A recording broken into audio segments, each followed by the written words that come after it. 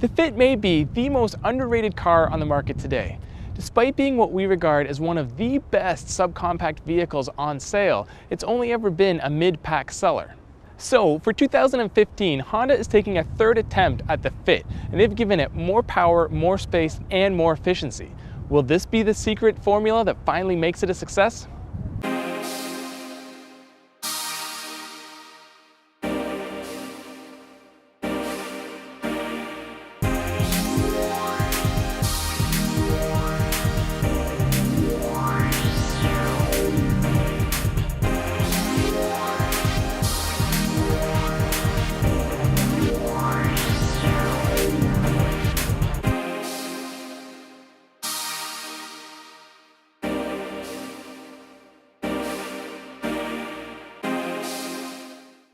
Power will continue to come from a 1.5-liter four-cylinder VTEC engine, but this one is all new. Now using direct injection, this unit will make 130 horsepower and 114 pound-feet of torque.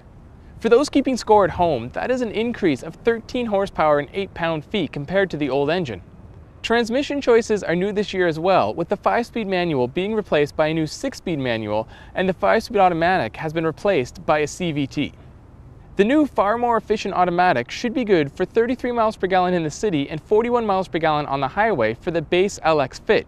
Higher trimmed Fits with this CVT will achieve slightly lower numbers. The base 2015 Fit LX should begin at $16,315 after destination charges, while a fully loaded EXL with navigation will start just over $21,000. The new Fit rides on a longer wheelbase, even though the car is a little shorter overall.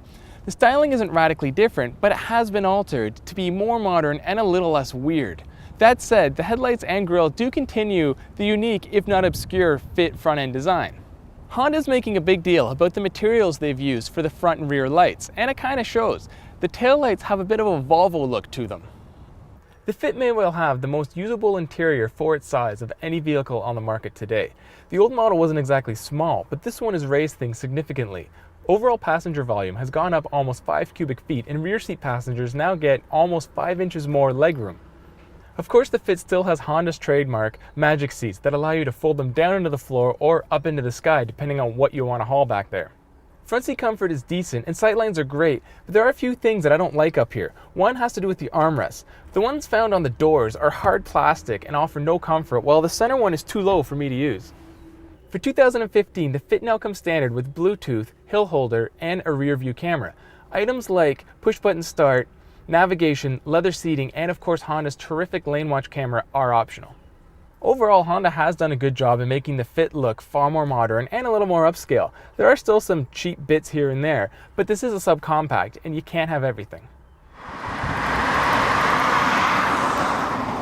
Honda has given the new Fit a stiffer body structure and it's said to improve handling, ride comfort, and of course NVH. Now a lot of this has to do with the rear suspension setup. That is still a solid beam, however it has new dampers that improve overall comfort for rear seat passengers especially. Overall the package does work. It is a lot quieter in this Fit than the old model. Handling I'd say is about the same, but I do notice it is a little more comfortable unless you get on some really broken roads. As mentioned earlier, this Fit does have a new 1.5-liter engine, and it has a lighter crankshaft, and the CVT it's paired to is also lighter, plus of course being a CVT has a broader range of gearing. But you know what, when driving it, you don't really notice that this engine is any more responsive than the old unit. When you are on the highway at even 75 miles an hour, it will pick up and continue to gain speed, but other than that, it feels very similar to the old unit. And this can't be blamed on weight gain. This vehicle still does weigh roughly the same. I would say it may have more to do with the actual gearing to save fuel because the new Fit is a lot more efficient.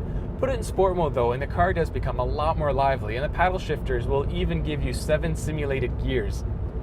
The Fit's always been one of the more fun subcompacts to drive, and the new model doesn't disappoint if you opt for the 6-speed manual. It offers short throws and a somewhat soft clutch pedal, but it is very precise. I know it's not the case, but the engine actually feels more powerful with the manual transmission. The only real downside I found with driving this car is its turning radius. It is atrocious for a car this small, especially one that's going to be designed for city use.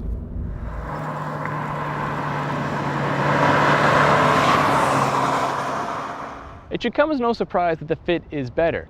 Not only is it larger, more powerful, and more efficient, but it's also a lot quieter and a lot more stable at highway speeds.